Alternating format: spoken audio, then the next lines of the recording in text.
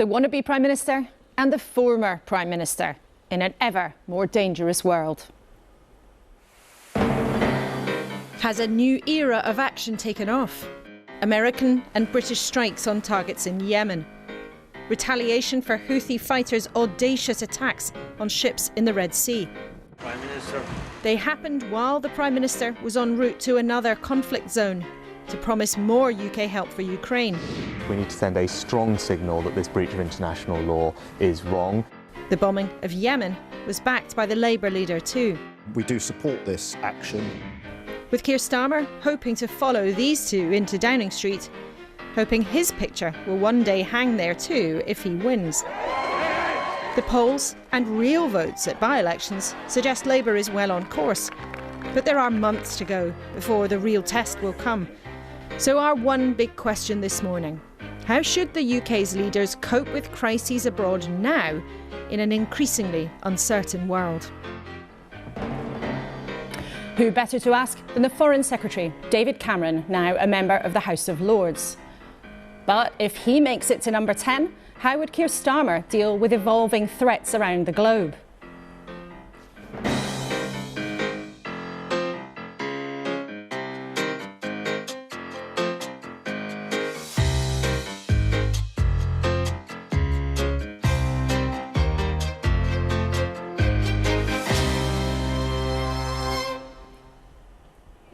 Morning, morning, and with me at the desk for the show, the actor and all-round superstar, Alan Cumming, journalist Isabel Oakeshott, and for the first time, the editor-in-chief of The Independent, Geordie Greig. A very warm welcome to all of you.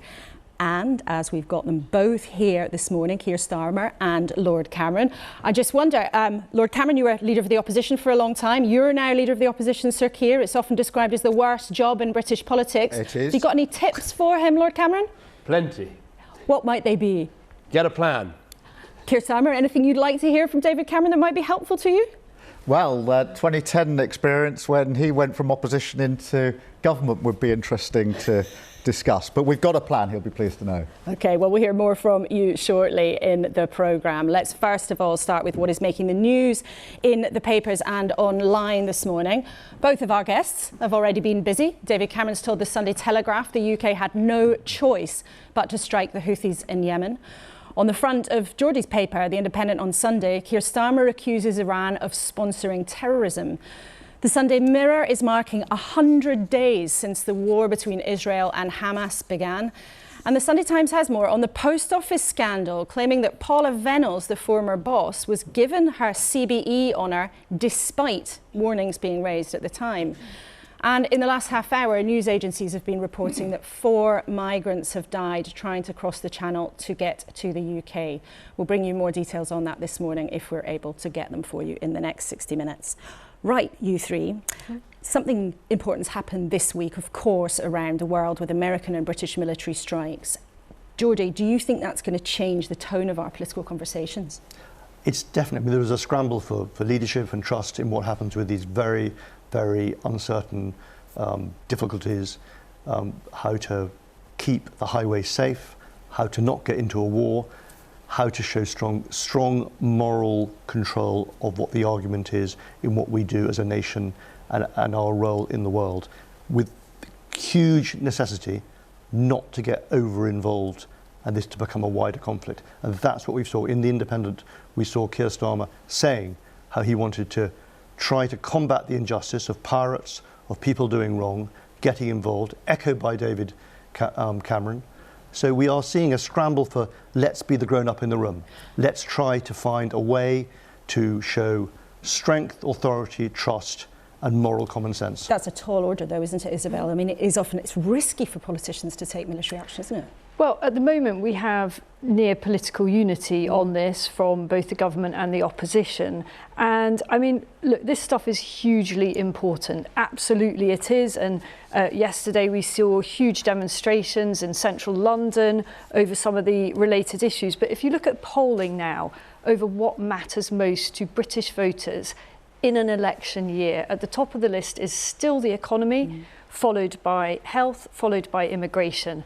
So I don't think we should get too carried away about the extent to which this will shape the way voters plan to go. But it's interesting, Alan, though, we've had in the last 24 hours or so British politicians saying things like the Prime Minister and the Foreign Secretary, this is potentially the most dangerous time in the world that we've seen for decades. Do you feel that as a citizen? Yes, I'm terrified. I mean, I was pretty terrified before, but it is a very, it's just an accident waiting to happen. I think it's interesting, Geordie talks about this moral obligation. I find it hard to sort of countenance the idea that we'd have these attacks, we take action when our economy and when the shipping routes are being threatened, rather than taking it for compassionate reasons at the beginning of the attack on Israel and the war in Gaza. That to me is a sort of sign of where our politicians are at. Lots and lots of dilemmas there to unpick with our guests this morning. Well, events that sometimes seem a million miles away have been brought close to home this week. The Prime Minister says the world is the most unstable it has been for decades after taking what was his first military action, airstrikes against the Houthi rebel group that is backed by Iran. It's been attacking ships travelling through the Red Sea, risking trade, and of course that risks higher prices for us all. So on Thursday night, America and Britain said enough. Well, the Houthis control most of Yemen. You can see where its crucial position is in the world on that map. A country that's been plagued by conflict for years, but it controls the Red Sea coastline. This morning, I spoke to the brother of one of the main Houthi leaders, Hussein al-Bukaiti. They have made it clear that they only target Israeli-linked ship or a ship that is heading toward the Israeli port. And they have said, even though with the attack from the UK and as well from the United States, they will not stop because they are at war with Israel, because at the beginning, before even targeting any ship, they have declared war against Israel and have launched ballistic missiles and drones against Israel.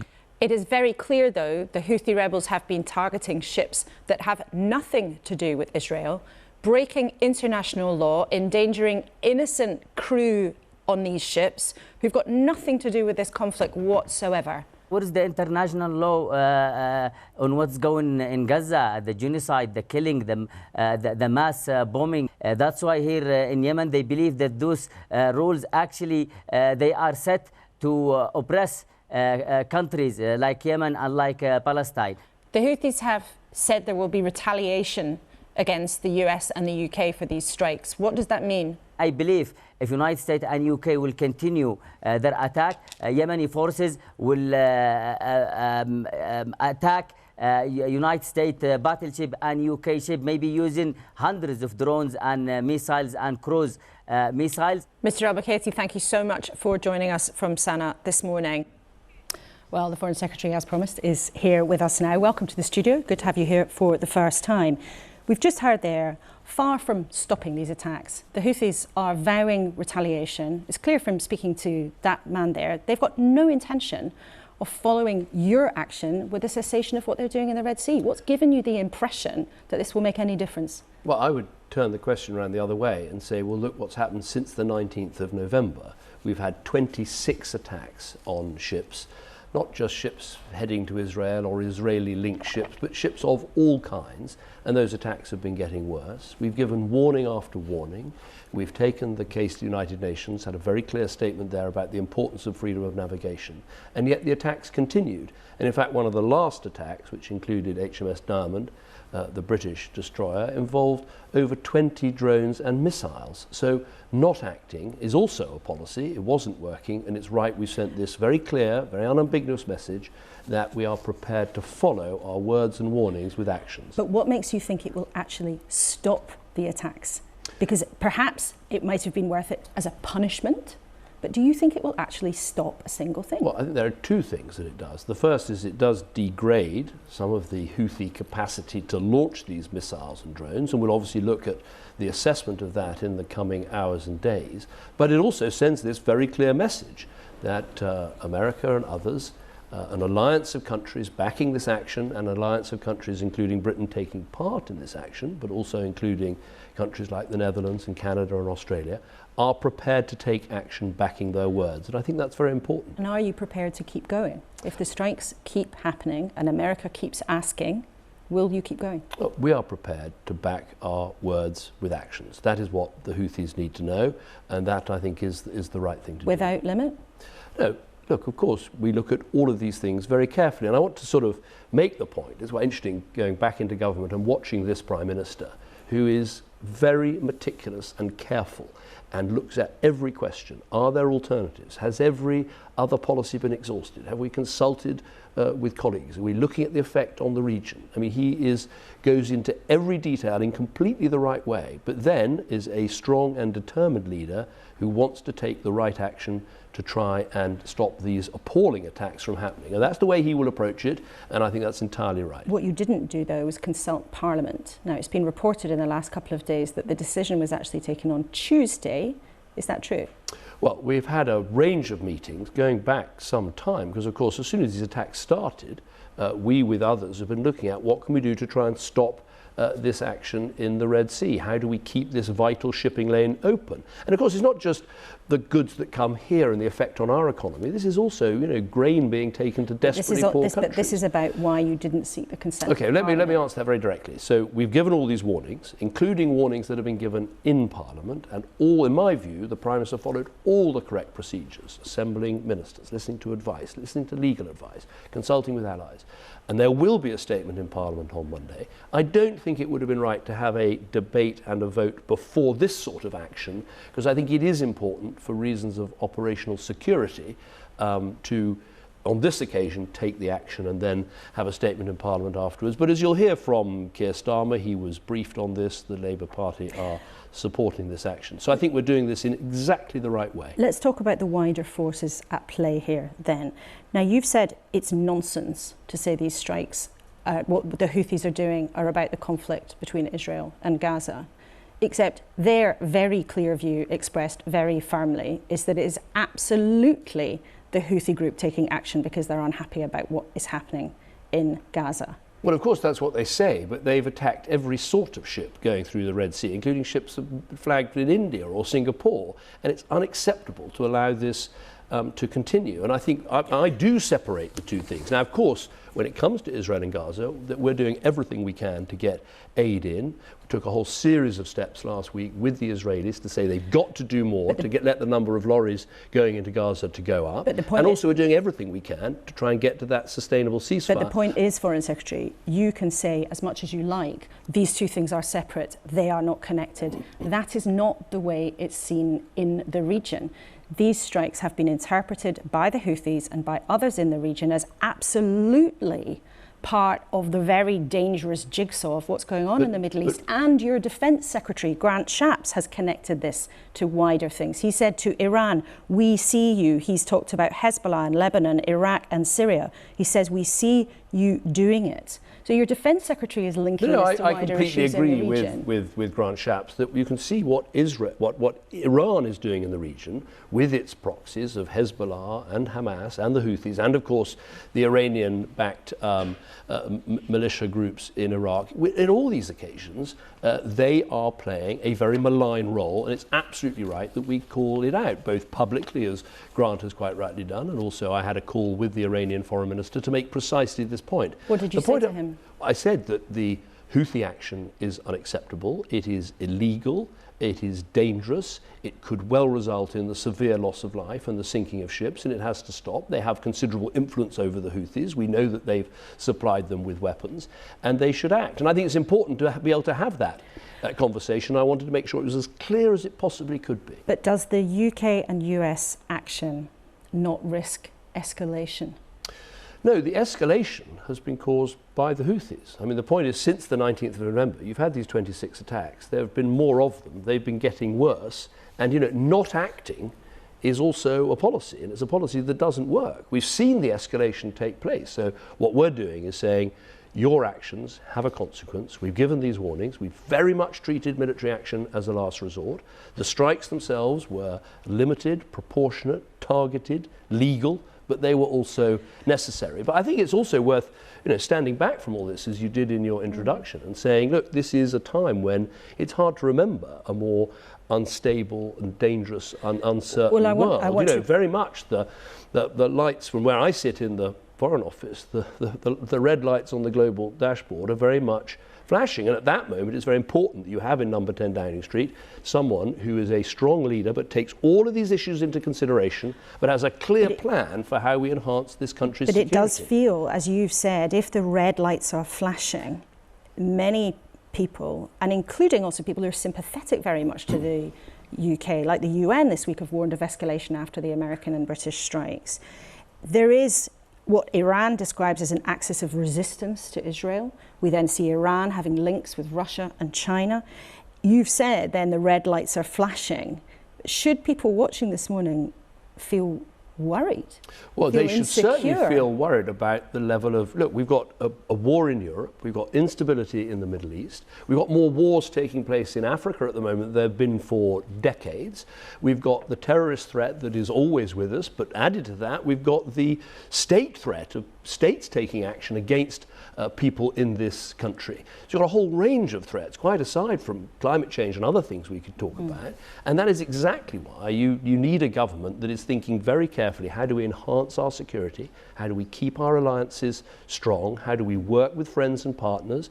How do we strengthen our defences against terrorism? How do we make sure our defence budget is capable of doing all the things we need it to do? And I think one of the reasons I came back into the government is I look at Rishi Sunak as a very strong, capable leader. Not only capable because he's got a huge brain, but capable because he's got the right values. That's the key. Would it help, however, given how dangerous the world is, then if you called much more robustly, much more firmly for Israel to end its bombardment of Gaza? It's been going on for 100 days now. The Hamas-run health ministry says more than 20,000 people have been killed. Is it time now for the UK to say, enough, there must be an immediate ceasefire? I think it's time for us to say two things. One is a humanitarian pause where we can get aid in and get hostages out would be really helpful, and we would support that straight away. But on this question of a more general ceasefire, I want it to be sustainable. And you can't have a situation where Hamas are still in power, still launching rockets, still capable of launching terrorist attacks against Israel. That's not going to be a sustainable ceasefire. So, of course, it can make you feel better to call for an immediate all-round ceasefire. But if it's not actually going to be sustainable, you're not really doing something that's going to bring this situation to a close. But you said this week you're worried Israel may have been breaking international law. Doesn't it require then a firmer level of protest or rebuke from allies? I think we have been incredibly firm. Of course, we are a friend and ally of Israel, but we do not hold back in the conversations we have with them about applying international humanitarian law, about, crucially, right now, what I most want them to do is to allow ships to arrive at Ashdod port so we can get aid into Gaza that way. We've got about 150 trucks a day going into Gaza with aid. We need that to be 500. There are people in Gaza who are hungry and could be starving. There are people who are ill and we could see real outbreaks of disease. We need that action now. It's not just Israel that needs to act. The UN needs to do more. The Egyptians need to deal with bureaucracy. We need to make the aid available. But there are a whole series of steps, including making sure that the UN has the trucks, the people and the fuel to distribute that aid around Gaza. A whole set of steps need to take place right now, and we don't hold back from making those points to the Israelis. Of course we don't. With all of these dangers that you have described, would it help if Donald Trump returns to the White House, a politician who you described as behaving in protectionist, xenophobic and misogynistic ways? Well, we have to work with whoever the United States chooses as their president. And one of the things I saw as Prime Minister is, with Barack Obama and I got on very well, so that was okay. But you can have disagreements, you can have prime ministers and presidents of very different political hues and different approaches, but we have to make that relationship work.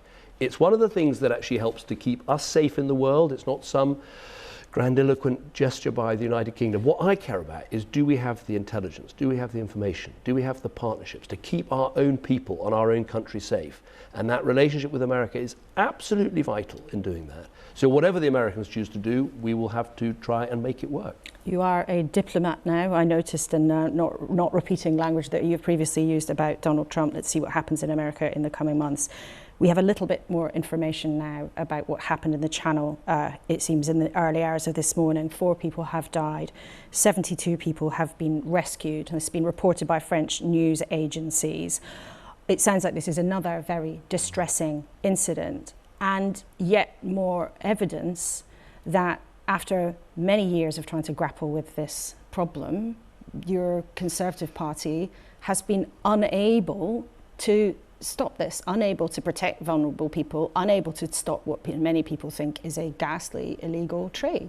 Well, it's heartbreaking when these things happen and the loss of life that takes place. And you can only think about what an appalling end it would be in the cold waters of the Channel in the middle of the night. It breaks my heart to hear about it. But it just shows we've got to stop the boats. We've got to stop this illegal trade in human beings. Now, we have done a huge amount. We've given a vast amount of money to help the French with their policing and intelligence operations. We've done a vast amount in the Channel itself. But ultimately, the only way you can stop the boats is by busting the model of the people smugglers, by making sure that if someone goes from point A in France to point B in Britain, they do not stay in Britain, that route doesn't work. Now, in an ideal world, you'd just send them straight back to France, and that would be it, and the whole trade would collapse. That is not available, and that is why we're pursuing the policy with Rwanda. That's why the bill will be passed next week. That's why the treaty has been signed. And yes, it may be unorthodox or unusual, but unless we can get flights off and get that system working so people know there's no point getting on that boat in France. Because if you get on that boat in France, you're not going to be able to stay in the United Kingdom. Once we've done that, we'll be able to collapse this trade even more. Be aware, yes of course, no, it is down. And this is coming back to Parliament this week. Yes or no, as now a member of the House of Lords, will this get through the House of Lords? Well, I hope so. Sadly, I don't have a personal majority in the House of Lords, but I'll do everything I can to help get it through, because it's essential. It is actually, of course, it's about dealing with illegal migration. It's about shutting this down. It's also about saving lives, as you've just shown. There will be an interesting debate on that in Westminster in the coming days, no doubt. Let's then talk a bit about you and your return to government and what you were doing while you were out of office. You, out of office, pursued various different business interests, commercial interests. Our viewers might remember that you worked for a firm called Greensill Capital, a financial firm. Now, you contacted former colleagues in government on their behalf. A committee of MPs, there you are with Lex Greensill, a committee of MPs found that you had showed a significant lack of judgment. Now, you've answered some of these claims before, but you have never before said how much money you were paid. Documents seen by the BBC say that you received about £10 million. Is that true? No, that isn't true. I mean, so how much did you receive? First thing is, while I was out of office, the most important thing I did was to help Alzheimer's Research UK raise millions of pounds for people battling with dementia. That was the number one thing that I did. I've had to stop that. Now I'm coming back into government and I have just that one job. This issue on Greensill has been examined, as you say, by all these committees, by all these inquiries. But you've never answered how much money you were paid. And now you're back in government. That comes with scrutiny that I'm sure you understand as someone who's in frontline politics for a long time. How much money were you paid by Greensill Capital? What I've done since coming back into office is obviously resign every other job I have. I've given all the information to the person responsible for registering a minister's interests, and they have the information about the jobs that I had and the things that I did, and they are able to, they make a decision about declaration. But of course, during that period, I was a private citizen between 2016 and when I took this job. But I think our viewers would believe that it is relevant that you were a former British Prime Minister, so there's definitely a public interest in what you did during that time, and now you've returned as Foreign Secretary. Yes. So there will be, our viewers will want to know. And you say you've registered all your interests now, that's perfectly legitimate, but why won't you tell people how much money you were paid? There's a figure out there you say is wrong. Tell us the right one. Well, because I was a private citizen. I had a number of different interests and things I did, including important charitable work. And I think as a private citizen, you're entitled to do that, and that's what I've done. But very clearly, I'm coming back into government. I resigned every single job, every single position, everything I did. Then you make a declaration of your interests. You have to explain companies you've been working for to the person who registers these interests, and then that's what they decide to publish. You are now back after a period of absence. I think we can show people you taking your red arm in the House of Lords.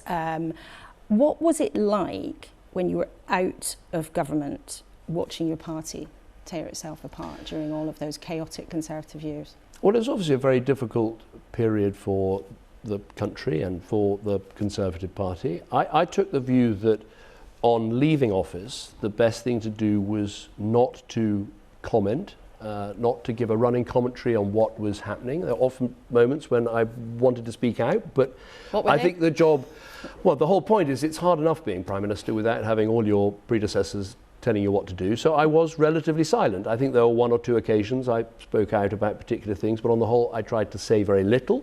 I also did not go and sort of refresh a whole lot of relationships with European leaders because we were doing important negotiations in Europe, and I didn't want in any way to go behind the back of government. In some ways, maybe that's made it easier now to come back in because I'm now responsible for a lot of our relationships with European leaders and our relationship with the European Union. And so I think it's perhaps been helpful that I haven't set out a million positions since 2016. I hated leaving in 2016, but I think it was the right thing to do because the country had made a choice and it needed new leadership. And I think sometimes when you leave office, everyone must make their own choice, but my choice was to get out the way. But you weren't quite done, and now you're back. David Cameron, we're very pleased to have you in the studio with us this morning. Thank you very much indeed. Do tell us what you think of what he had to say, and in a few minutes we will be talking to Keir Starmer, the Labour leader. And as with David Cameron, we will focus a lot on what has been happening around the world. So let's see what our panel had to make of what the Foreign Secretary will say. And remember, you can tell us what you think. You can email us or send us a message on social media. Geordie, what did you think of what David Cameron had to say? Well, the great Rolls-Royce is back. You know, he's smooth, he's persuasive, it powers along. There are definitely bumps in the road, as we discovered when you asked about some financial questions. He's also, there was a slight element of have we been there before?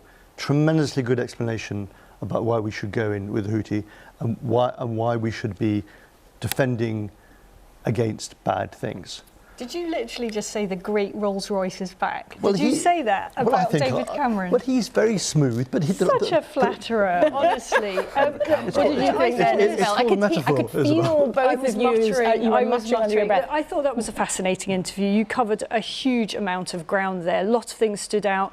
He didn't deny that these strikes won't actually make a huge amount of difference. He didn't deny that the decision was taken several days before any of the rest of us knew about it. He is, of course, probably still very bruised from that historic moment when he did ask the Commons whether they would approve strikes on Bashar al-Assad in Syria in 2013, and the Commons said no, and that was a huge humiliation. So I thought that was very interesting. That's the groundhog day, isn't it? Do we worry that he's actually going to try and persuade us to get into foreign territory, foreign disputes with weapons, with our soldiers? Without asking. But can I just pick up on one quickly? The Greens Hill issue. This is the lobbying. And I thought it was fascinating. You challenged him. Was he paid £10 million? His denial was a very, very weak one. I think you were in the right ballpark there. Oh, well, we will see what happens if other people try to pick up on what really happened in that quite murky business. Alan, what did you think of it? We haven't made Alan Cumming speechless. I don't think that has ever happened in the history of the world. First of all, that we have a foreign secretary who is unelected and is the person who took us out of Europe, and this is the person who is in charge of our foreign policy as a government. That's pretty terrifying, number one. Secondly, this man is saying that he believes Rishi Sunak is a strong leader and has a huge brain. I mean, to be fair, he does have a huge brain. I mean, his academic credentials are without question. I think after the disaster of Boris and the disaster that's not the point. I think we could talk for hours about the disaster of Boris. Why do you say that, Alan? Because I feel he's just talking the talk and just spewing out stuff like a smooth Rolls Royce. And I feel you talked at the end about the way that he had used his power and his access to government for his own financial gain. And yet here he is back in government, unelected. And I think it's just another example of the way that the Westminster does not listen to the people. I mean, these politicians are not listening. Remember also the Rolls Royces can crash. Can go wrong. You're trying to rescue one of your Rolls Royce. They can take a turn. But let's talk about some of the substance of what he said, though, Geordie. I mean, he was very clear. I think his metaphor was that the red lights are flashing around the world. Yeah. Back to the car metaphor. Red lights, exactly. Oh, God. Yeah, but what do you think that actually means for us? What does that mean for our viewers watching this morning? Well, the worry is, are we getting into something we can't get out of? Does it become a bigger thing than this small attacks? We've got to remember that the Houthis have got their foot on the windpipe of our bread, our oil, our gas, our trade. What is being argued by both Starmer and Cameron, I think, is correct. But yes, there are amber, definitely lights flashing, possibly red. You also can't deny that the action in this way is connected to the war in Gaza. And that I found that the Foreign Secretary saying that it was not about that, this action was not about that conflict. It's insane. And there's even a battle over setting the terms of this debate, isn't there? Well, all three of you, thank you very much for now. We'll hear from you after we speak to Keir Starmer. Last week, the Prime Minister told us repeatedly we must stick to the plan.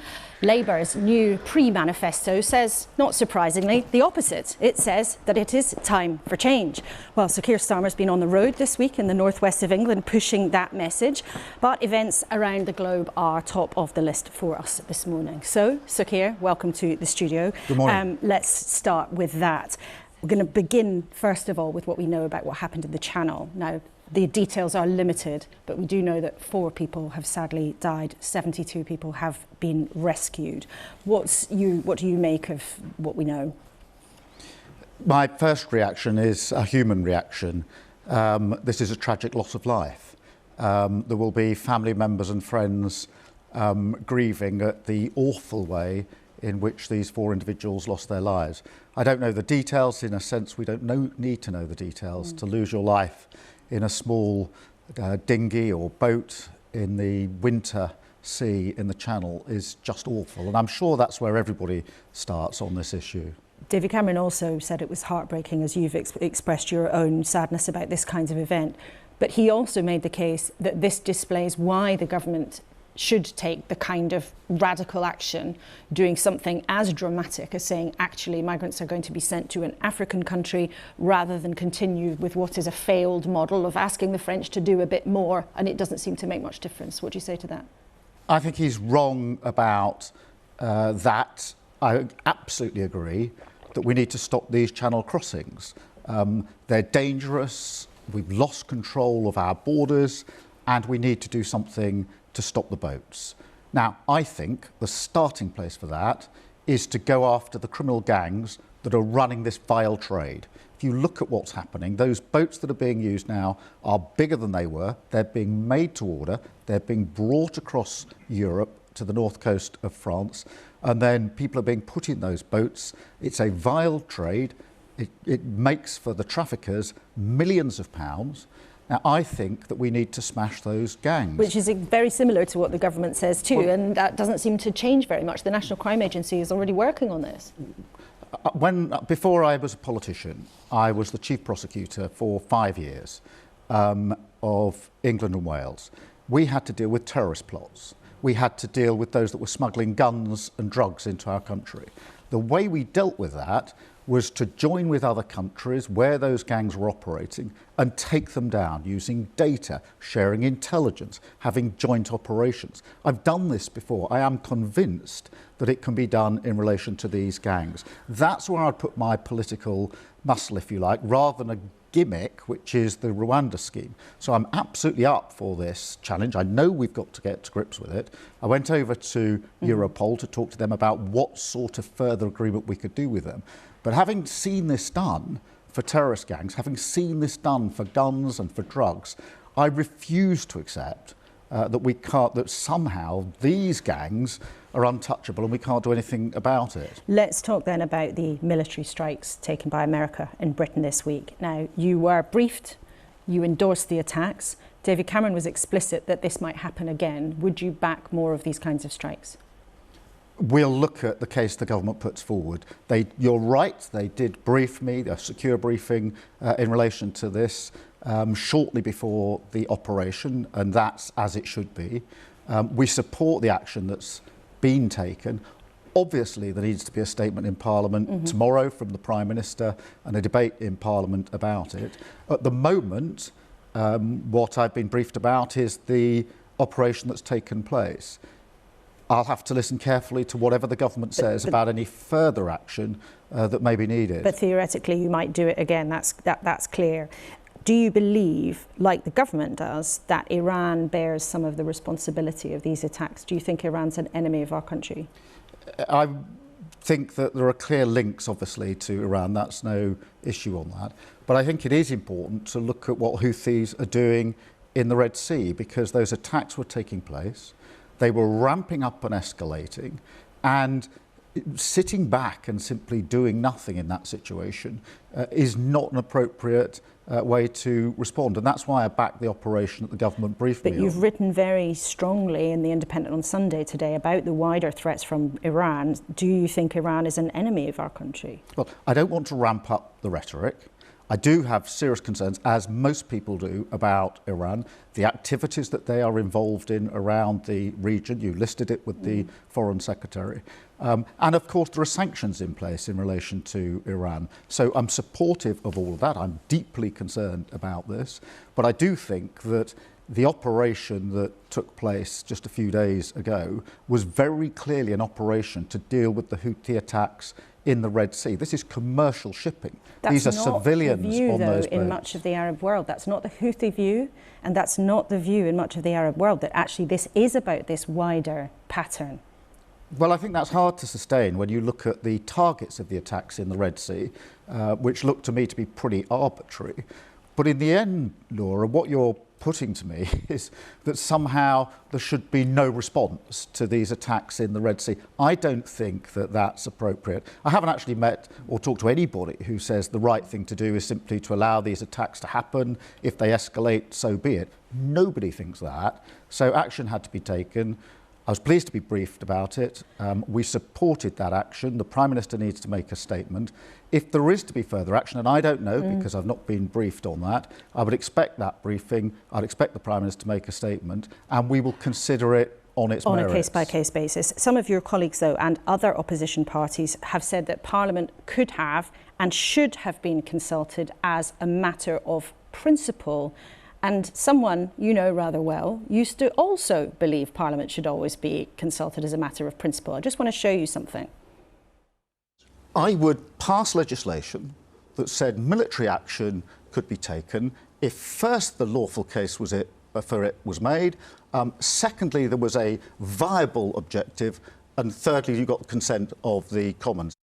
Now, it was one of your own solemn promises to your party members that you would make it mandatory under a Prevention of Military Intervention Act that there would be the consent of Parliament.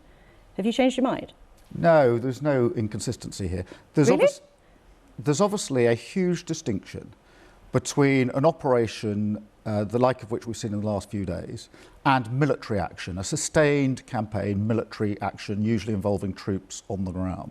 That's recognised by everybody. National security must come first. There will always be urgent situations where Parliament can't be consulted beforehand, but the principle that if there's to be a sustained campaign, if we're going to deploy our troops on the ground, that Parliament should be informed, there should be a debate, the case should be made, and there should be a vote. I do stand by that in principle, absolutely. But that small print was not in your promise that you made to your party. You didn't say only in certain kinds of situations. So are you saying that only applies if you're actually talking about boots on the ground? Yes, because what I said when I made that pledge was that what I wanted to do was to codify the convention. The Cabinet Manual, as you know, has this in it as a convention.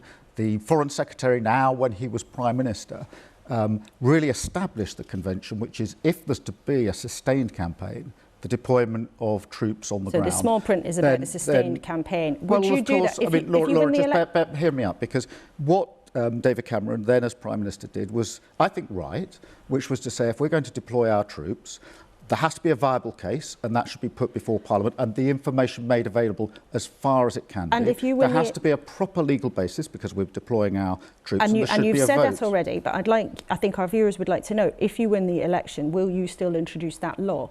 Well, I want to codify that. It could be in a law, it could be by some other means. But yes, I'm absolutely clear that that's a principle that I want to see entrenched. But you won't commit to passing it as a law, I'm not ruling out law. But Laura, of course there will be urgent situations, particularly when we're on joint operations, where it simply isn't possible always, or even wise always, to consult Parliament beforehand because of the disclosure of information. And that's why, having been briefed on the operation this week, I haven't called for anything more than the statement that I'm expecting from the Prime Minister tomorrow. You also said back then that you had a commitment to review all UK arms sales. Would you still do that if you win the election? Yes, we do need to carry out that review of all arms sales, yes, of course. And would you, as you used to say, stop selling arms to Saudi Arabia? Well, we will do a review to look at the sales, look at the countries and the relationships that we have. Obviously, that follows a review. But you used to say, you said in February 2020, we should stop the sale of arms to Saudi Arabia. Is that still your position? We will review the situation and the review will give us the answers to those questions. So you may not anymore promise to stop the sale of arms to Saudi Arabia, which is what you used to say in 2020. We will review the situation. The review will make clear what the position is. I think today you are perhaps slightly backing away from some of the things that you said a few years ago. So you said when you made your prevention of military action promise, it wasn't there in the small print that you only meant sending boots into the ground. You've just said that you challenge that, Laura, because I made it very clear when I was saying that it was to codify the existing convention. It's absolutely clear from the Cabinet Manual, it's absolutely clear from what David Cameron did as Prime Minister, that was about a sustained campaign with troops on the ground. I'm not sure that all Labour activists listening to you understood that complexity. Laura, but on this point about arms... No Labour activist has ever said to me, if urgent action is needed, we should stop that in order for Parliament to be convened. But on arms sales, this isn't something that is put. But on arms sales, you used to say you would stop the sale of arms to Saudi Arabia. You're now saying that you might not do that. I said would we review, and we will review. But do you think, though, that people on the left who listened to promises that you made to them in 2020, and even people who've got to know you as opposition leader, have heard quite a few times you shifting your position on things? Now, there's nothing wrong with people changing their mind, but do you accept that sometimes you give people that impression? There are contradictions between the Keir Starmer of 2024 and the Keir Starmer of 2020. Well, Laura, we're in a different position when it comes to geopolitics and the conflicts that are going on, and obviously we have to adapt to the situation in front of us. But let me just push back on this wider point, because Labour Party members are predominantly, overwhelmingly behind what we've done with and to the party, to change the party. 4 years ago, we were picking ourselves up, bruised from a terrible election result. And most people, the pessimists in the party, thought that the Labour Party will never ever win an election again. The optimists thought it would take us at least 10 years. We have ruthlessly changed the Labour Party, put ourselves in a position where we can credibly contend in the election this year, and the overwhelming majority of Labour Party members and supporters are delighted, because the reason that they joined the Labour Party, the reason they're active in the Labour Party, is because we want a Labour government. And a lot of your colleagues would say that futile. And a lot of your colleagues would say that you've got to that position actually by being ruthless about ditching some of your own positions. And one of the things that many Labour members and many of our viewers also care about is a ceasefire in Gaza. Now, we are 100 days into the conflict between Israel and Gaza after those appalling attacks by Hamas into Israel. But the Israeli bombardment of Gaza has been intense and has created enormous suffering. We can all see that every single day. Is it time now for you as Labour leader to say, enough, there must be a ceasefire? The United Nations has said it, Emmanuel Macron has said it. Is Keir Starmer now going to say it? You describe the situation in Gaza, and it is intolerable. The sheer number of deaths, particularly the percentage of those, the proportion of those that are children, the desperate need for humanitarian aid, the fact that hostages are still being held effectively at gunpoint, this is intolerable. And I do think we need a sustainable ceasefire. The question is, how do we get there? I think the first step is we need a truce. We need a humanitarian truce that allows the space for a number of things to happen. Firstly, for humanitarian aid to get in much greater quantities and volumes than it is at the moment. Secondly, we have to have those hostages released. It's very difficult to see how you get to a sustainable ceasefire until that happens. But a sustainable ceasefire... That truce provides the space for the dialogue that is needed then towards the political process, which in the end is the only way through this, to a two-state solution. So our viewers will hear clearly this morning you are not yet going to put yourself in a similar position as Emmanuel Macron, who says, ceasefire, Israel, stop. Well, Laura, sustainable ceasefire. The question is, how do we get there? I think immediate truce, calling off the hostilities to create the space, humanitarian aid desperately needed in much greater volumes coming into Gaza to alleviate the awful situation there, the release of hostages, and then thought, of course, about those displaced in this conflict must be allowed to go home and to rebuild their homes, and there can't be any question of an Israeli military occupation. So that's the process, the roadmap, if you like, that I see towards a sustainable ceasefire. And you've outlined that. Just before we move on to matters at home, your party's been complaining about Rishi Sunak using private jets, except we learned this week that you accepted a private jet flight, in fact, from the Qatari government. Isn't that a bit of a contradiction? Well, let me explain that. It's very straightforward. I was at COP28 over in Dubai. I had a meeting with the Emir of Qatar organised. He had to go back home, but desperately wanted that meeting with me. This was to discuss the hostage situation in Gaza, the cessation of hostilities in Gaza, and offered to fly me to have that meeting with him, which we could no longer have in Dubai, where I was. So why is it not okay for the Conservative leaders to take private jets, and it's okay for you to take a private jet flight? I think there's a distinction that most people understand. Well, I'll explain it, and then a distinction between flying in the circumstances I've just described and using private jets to jet around England when trains would get you there nearly as quickly. But look, I mean, the long and the short of it was that in Dubai I was having a number of discussions with international leaders about climate change, as you would expect. But of course, I was having a nearly equal number about the conflict in the Middle East. How do we have a sustainable path to that ceasefire? And the Emir of Qatar, a very important player in this, particularly at that point when there was huge pressure on the situation with hostages.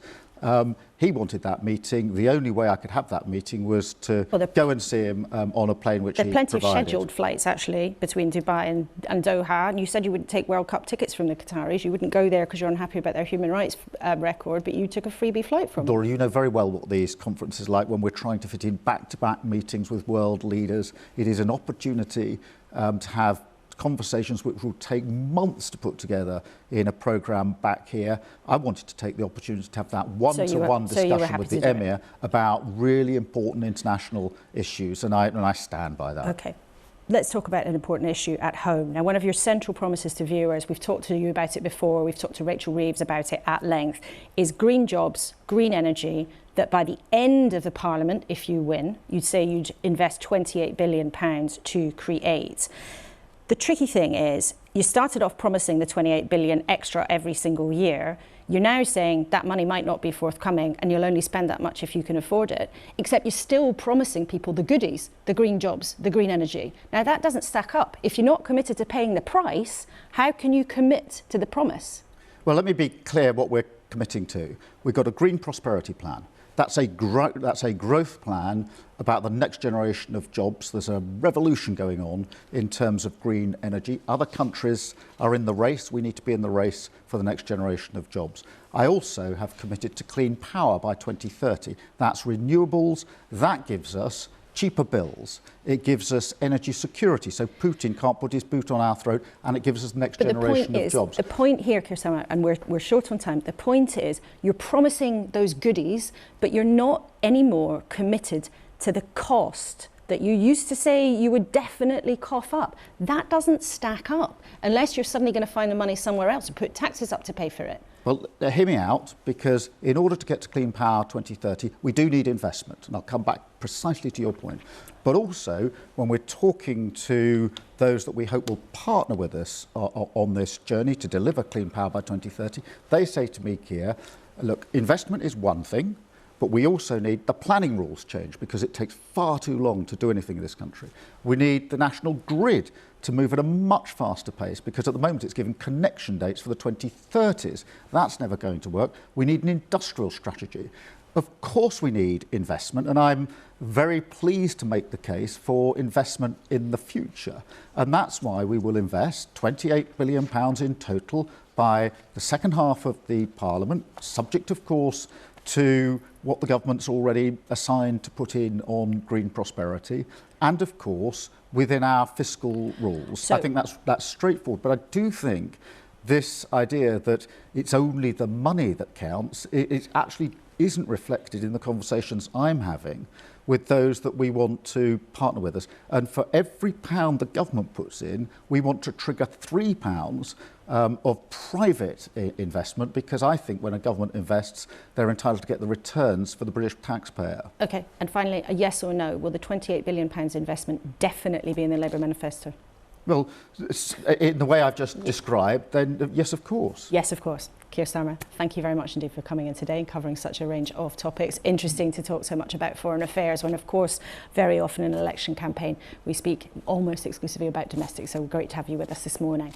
So what do our panel have to make of that? They had plenty to say about David Cameron. What did they think of Keir Starmer? Alan, were you convinced by what he had to say?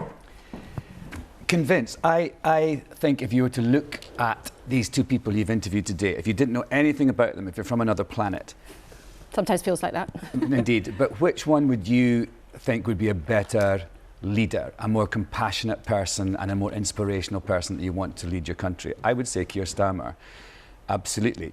Is it disappointing that he has gone back on some of his promises? That it's disappointing me that he went to Qatar after he said he would never visit there because of the human rights abuses, especially a man who... That was reasonable, actually. I thought he made a really strong case on that. Yes, Are we really getting I'm so saying I was petty? disappointed in someone who said he stood up for against the huge human rights abuses in Qatar, and then he went. But as politicians get nearer power, they have to make compromise. Absolutely. Isabel, Geordie. Isn't it the vision and the detail and the persuasion which people want from the small boats, which is not a policy I think sending to Rwanda I don't think is a great idea. But I thought he was very weak on that, actually. I mean, by the way, I think the Rwanda policy is completely ridiculous. But you've got to focus on the pull factor. All he can say again and again is we've got to tackle the vile gangs. This government has been trying to tackle the so-called vile gangs, and they are vile, for a very long time, completely ineffectively.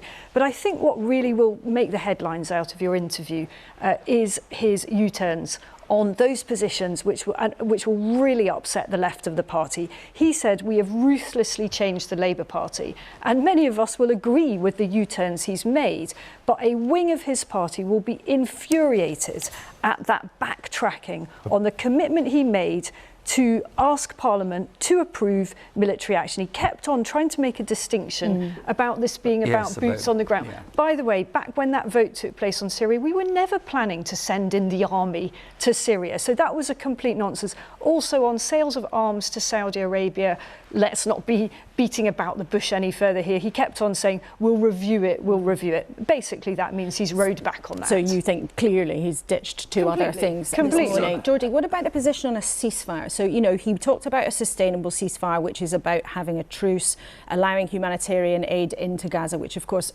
everybody would want more help to get in to alleviate that suffering. But there are many people in the Labour Party who absolutely want him to say, stop the bombing, have a ceasefire. Do you think it matters still that he won't go there? I think it does matter to a large part of the constituents he's trying to do, i.e. the further left. And a lot of young people. But what he's also trying to do is to get elected. And what's key to him is to be the centrist social party, not an extreme party. He is trying to be Blair-light. He doesn't have the charisma of Blair. He doesn't have the silver tongue of Blair. Let's hope he doesn't have the ill judgment to go into Iraq like Blair did, which was the end of Blair. So there are many things he's got to do to keep on track. But let's not forget, he is hugely ahead in the polls. He's in the fortunate position. He doesn't have to do very much. He doesn't have to over-inspire. You just have to be there. If he is ahead in the polls, he should inspire. He should, if he is in a confident position, show who you are and show, again, not listening to the people, not listening to the public. He should be showing the British people that he is inspiring, that he cares, that he is different to what we've had before. And no disrespect, Laura, but a lot of that you're just doing your job, but a lot of that interview was about nitpicking and catching him out. And I just think, I'm really done with all that in politics. So we just what want would to you like to have heard? I would like to hear more of his heart, and I would like to hear more what he actually feels. I mean, both the interviews we've had today have just been incredibly professional. These are both very, very experienced politicians who know how to bat off tricky questions. Rather than compassionate, inspiring leaders, and that's what I think we're lacking. I think is what you're saying. For a few seconds, I thought you were saying that I was being terribly professional. You've been all very professional, giving us very interesting insights. We are going to hear now from what you thought. You sent us in lots of your thoughts during the interview. We heard your emails, but I promised you we'd hear from you about what you made of David Cameron. Patricia Whittick says we should stop doing everything that the USA asks us to do. This action is dangerous and wrong. Paul in Liverpool told us, I find it amazing that Mr. Cameron won't declare his salary when he was working for a private company. A disgrace. Alexander Duguid said, I'm still far from convinced about Starmer. There are lots of pledges, but how are they going to do all the things they say? How, indeed, will both parties grapple with all the issues on their table in the next few months? But before we go, we're going to have a bit of fun because it's been heavy, important discussion this morning. So I have a question for you and a question for you. Would you be a traitor or a faithful? Now, if you've been living under a rock, The Traitors is a huge hit series here and a huge hit series, obviously, across the Atlantic, where, Alan, you are the host rather than Claudia Winkleman in ever more incredible costumes. I think we can show the audience some of you in the show. When you look at our politicians, who would be a traitor and who would be a faithful? Well, I think the very fact of being a politician means that you are using all the traits of a traitor. You're automatically a traitor. Automatically a traitor. Because you've got to... I mean, the thing about the show is that we watch people lie who have to lie. And sadly, that is kind of the very definition of a politician. Oh, goodness me. Isabel, you know Westminster well. Who would you say would be the top traitor? I'm afraid I've got to nominate Michael Gove, the ultimate Machiavelli. I mean, this is a man who stabbed Boris Johnson in the back and then went on to somehow ingratiate himself back into government. Yes. A brilliantly successful Machiavelli. Geordie, who'd be a faithful? You know what, it's a two-way street, this betraying or not betraying.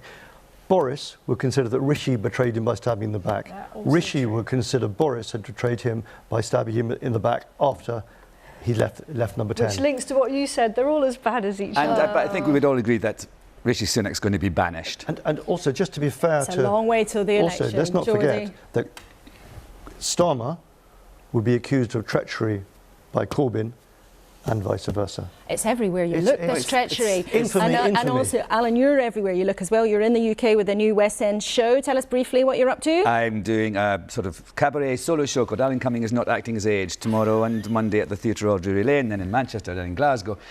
And it's a show, sort of cabaret show. I sing, I tell stories, all under the theme of getting older, which is something that clearly we're all doing.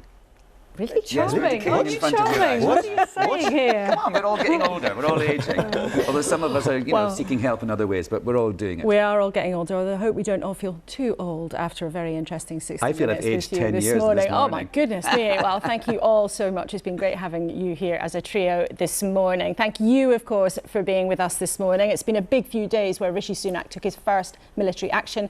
Clear there might be more to come. But our politicians across the board are having to lift their gaze from what happens at home to the new dangers around the world. We've had a flavour of how Keir Starmer might deal with them if he wins the election. Rishi Sunak will be pushed on his approach when the Commons meets tomorrow. And there'll be more debate in Westminster this week about his controversial laws to send migrants to Rwanda. A big week ahead. In a few minutes, I will join Paddy O'Connell for this Sunday's newscast. There he is, waiting for our next programme. As ever, you can watch anything you missed on the iPlayer, and I will see you back here next Sunday, same time, same place. Goodbye.